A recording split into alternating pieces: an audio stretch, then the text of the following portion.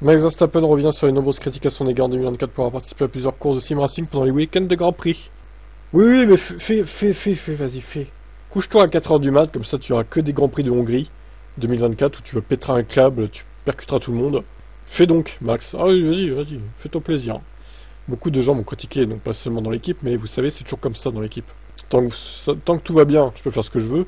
Si je veux boire un verre le samedi soir et que je gagne la course, tout va bien. Si je me mets la tête à l'envers, c'est bien aussi. Il y a peut-être un juste milieu entre les deux quand même. Mais si vous n'êtes pas performant, alors tout devient un problème. De la façon dont vous vous préparez à la façon dont vous vous comportez. Ce sera toujours le cas en Formule 1. Bah, ça me semble normal, hein. De toute façon, les pilotes, vous êtes quand même payés pour performer le plus possible dans les voitures qu'on vous file. Au bout d'un moment, si vous faites n'importe quoi le samedi soir, vous faites des soirées jusqu'à 4-5 heures du mat en picolant à outrance, et que le lendemain vous n'arrivez pas à vous lever par exemple, bon, alors ça n'arrive pas, hein. Généralement, bon, si, dans les années 80 peut-être, plus maintenant quoi. Mais voilà, ça c'est pas tolérable. Non, je dis à Red Bull que c'est ma vie, c'est juste ma vie, je vis ma vie. Je ne vous dis pas comment vous devez vivre la vôtre, n'est-ce pas? Et sinon, débrouillez-vous tout seul. Je suis très clair à ce sujet, je suis en Formule 1 depuis 10 ans maintenant, et personne ne va me dire comment vivre ma vie. Bien sûr, vous pouvez quand même me dire, par exemple, Max, ce que tu as dit était peut-être pas très intelligent. On peut le faire avec n'importe quoi, c'est très bien aussi, et nous en parlons. D'accord, mais il a le droit de vivre sa vie, je dis pas le contraire. Mais c'est juste que si ça se reflète sur les performances en piste, c'est comme Hamilton à l'époque, bon bah, il vagabondait un peu dans les années 2015-2016, là, il vagabondait un peu n'importe où, là. Ça se ressentait sur ses performances, sur ton 2016, quoi, face à Rosberg. Peut-être pour ça d'ailleurs qu'il a perdu un peu de perfo face à lui, qu'il en a profité, Rosberg. Ouais, mais ça s'est ressenti. Et lui, s'il continue à faire comme ça, à se coucher à pas d'heure pour faire des endurances avec ses équipes, là, surtout si c'est pour se cracher, comme on l'a vu il y a quelques semaines, en plus, 24 heures de Daytona, bon, voilà, quoi, hein. C'est pas ouf. Après, il fait ce qu'il veut, hein. Il a raison de dire qu'il vit sa vie, mais juste, je comprends Red Bull dans ce cas-là, faut pas que ça se reflète sur les perfos, quoi, en piste. Parce que si à chaque fois ça fait comme Hongrie 2024, ils vont pas trop apprécier la blague, au bout d'un moment. Sacré Max, le rebelle des circuits. Allez, ciao. Alors, news rapide concernant le champagne en Formule 1. Adieu le champagne Ferrari, tant mieux parce que je trouve que ça faisait n'importe quoi. On confondait avec le constructeur Ferrari, c'est n'importe quoi, je trouve. Alors que c'est pas du tout la même chose. La tradition de trinquer sur le podium est l'un des moments les plus emblématiques du sport et nous sommes ravis d'accueillir à nouveau Moët et Chandon en tant que champagne officiel de la Formule 1, a déclaré Domenicali. Ce partenariat célèbre l'émotion, l'excellence qui lie la Formule 1 et Moët Chandon, dans une union parfaite, et du raffinement au cours d'une année vraiment spéciale qui voit célébrer le 75e anniversaire du sport. Le retour de Moët Chandon sur le podium renforce encore le lien de notre partenariat avec LVMH. Nous sommes impatients de trinquer ensemble à cette extraordinaire collaboration. Ah oui, c'est du groupe LVMH, ça, d'accord.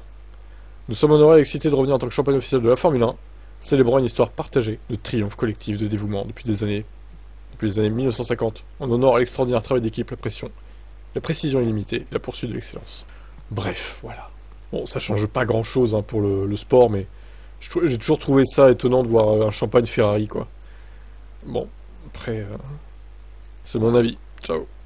Pourquoi le départ anticipé du Grand Prix de Las Vegas est une bonne chose? Alors, départ anticipé, c'est-à-dire décalage horaire, 5 heures du mat chez nous au lieu de 7 heures. Déjà que c'était tôt, 7 heures, mais là, 5 heures, c'est en pleine nuit. 20 heures local. Fait chier, hein. Vraiment. Pour les fans européens, ça veut dire qu'ils devront être prêts pour les Anglais 4 heures du mat, et chez nous, 5 heures. Les qualifs sur le circuit du Las Vegas se dérouleront également à une heure plus précoce. Donc, pareil, 5 heures du mat.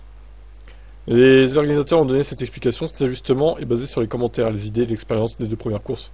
En élargissant les opportunités pour les fans d'explorer la destination et en continuant à s'engager avec plus de fans à travers les États-Unis, les détails sur l'événement et les horaires des fermetures de route sont partagés dans les mois à venir. Alors moi, les organisateurs, j'aurais plutôt mis ça à minuit au lieu de 22 heures, ce qui aurait moins gêné les riverains en plus pour fermer les routes, parce qu'à minuit, il y a largement moins de monde que... Bon, admettons, ils ferment la route, je sais pas, 2 heures avant, donc 22 heures. Ils ferment la route à 22 heures, là, ils vont fermer la route à quelle heure? 18 heures? Ça va faire chier les gens en plein week-end, franchement, c'est n'importe quoi. Donc moi, j'aurais fait ça à minuit. Alors certes, ils auraient été emmerdés par le bruit jusqu'à 2 heures du mat, les gens. Mais bon, une fois dans l'année, ça va, c'est pas non plus catastrophique, ils vont s'en remettre. En plus, le lendemain, c'est dimanche, ils peuvent dormir. Comme ça aurait fait, en plus, 9 heures du mat chez nous, ça aurait été parfait, minuit, en fait. Parce que là, 5 heures... Il y a une autre facette à l'histoire, l'un d'eux a été mentionné par les organisateurs eux-mêmes. Les fans qui assisteront à la course auront plus de temps pour explorer la vie nocturne de Las Vegas après la course, ce qui pourrait rendre l'événement plus attrayant. Cependant, ce n'est qu'une petite partie de l'histoire. Le Grand Prix de Las Vegas a un impact énorme sur la vie et ses habitants, pendant toutes les sessions et les heures qui précèdent et qui suivent une grande partie du strip est fermée. Non seulement ça empêche le trafic d'atteindre les endroits plus populaires de la ville, mais les entreprises qui sont installées passent à côté de nombreux visiteurs potentiels. L'avancement de l'heure permet également de lever les barrages routiers plus tôt, ce qui permet aux visiteurs d'atteindre à nouveau le centre de strip aux heures les plus chargées. Ah, parce que c'est la nuit que c'est plus chargé? Ok. Il y a aussi, et ensuite l'impact sur la F1 elle-même. Le Grand Prix de Las Vegas marque le début du triple rendez-vous. Ouais, alors ça, bon, ça c'est con hein, d'avoir laissé dans un triple leader d'ailleurs. Hein. Je comprends pas. Hein. Le décalage horaire est éclaté au sol, quoi. Le fait que la course elle-même se termine vers 22h au lieu de minuit sera donc également un ajustement bienvenu pour les pilotes. Prenons l'exemple de Verstappen qui, après avoir remporté son 4e titre, a terminé ses obligations médiatiques à 4h du mat. Oh mince. Il a dû être bien fatigué, le pauvre Max. Si tout le monde pouvait prendre l'avion pour rentrer chez soi, après cela, pour se rendre dans un endroit où pas si éloigné du Nevada, ce sera encore réalisable. Cependant, les équipes et les pilotes doivent à nouveau traverser le monde immédiatement après le week-end de course aux États-Unis. Bah oui, mais ça, je comprends pas. Décaler-le d'une semaine avant. Ou repousser d'une semaine les 2 dernières courses. Qu'on finisse sur un double leader, oui, bon. Qatar, Abu Dhabi, ça me choque pas, c'est normal. Par contre, qu'on ajoute Las Vegas, qui n'est pas du tout dans le même fuseau horaire, encore une fois, ça me choque. Désolé, hein. C'est pas normal, hein. Bon, bref. Tout ça pour dire qu'il y a beaucoup d'heures qui ont été décalées, là, et pas dans le bon sens pour nous. Notamment, la Chine, le sprint à 4h du mat aussi, Melbourne 5h. Ça va piquer, hein, cette année, hein. Ah. Alors, Windsor conseille à Verstappen de ne pas aller chez Aston pour le pognon. C'est vrai qu'un milliard, si c'est vrai, c'est tentant quand même. Bon, sur 5 ans, hein, pas sur un an, heureusement. Mais même sur 5 ans, c'est délirant, ça fait 200 millions par an. À sa place, je le ferai pas parce que j'ai apprécié mes courses et je sais dont j'ai besoin autour de moi pour aller bien et conduire bien. Ce que j'aime dans l'atmosphère que je crée autour de moi, je ne voudrais pas aller dans une équipe où de toute évidence, c'est une atmosphère très difficile et stressante. Comme pour beaucoup de gens qui ont été là, qui sont partis ensuite. Je le ferai pas à sa place. J'ai bien pensé que Max est assez mûr maintenant, qu'il a assez d'argent pour dire que c'est pas une question d'argent, qu'il s'agit de profiter de ma vie et de continuer à courir, et que c'est à ce moment-là que je conduis à mon meilleur, que je conduis pas seulement pour l'argent. J'aime à penser que Max penserait que si ce type veut me payer autant d'argent, alors il y a quelque chose qui ne va pas, s'il a besoin de faire ça. Bah, ce qui va pas, c'est que le moteur 2026 Honda est pas très prometteur, et... Bon, il y a quand même New Way, ça c'est pas mal, donc le châssis je pense qu'il sera bon, mais le moteur, bon, c'est la grande interrogation. Après, s'il veut se donner un challenge, c'est vraiment l'équipe où il faut aller. Hein.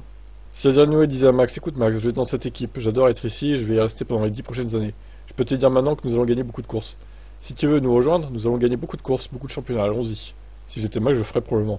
Mais la première question portait sur le fait que si je le ferais pour $1 milliard, afin de travailler pour Lawrence Stroll. Ce sont 2 choses différentes. Et aussi, on n'oublie pas, si tu as pris le premier milliard et Lawrence Stroll, il n'y a aucune garantie qu'Adrian soit là la prochaine décennie. Ah bah il restera... Newey il restera quoi, 4-5 ans je pense, pas plus, après il va falloir en retraite, hein. Il est plus tout jeune non plus. Hein. Jusqu'à 2030 je pense qu'il reste, Newey après il va aller ailleurs. Hein. Ou alors il va aller à la retraite tout simplement. Et encore 2030 je suis même pas sûr. Hein. Donc c'est assez intelligent, il est là depuis assez longtemps pour savoir ce qu'il faut faire, etc. Bon.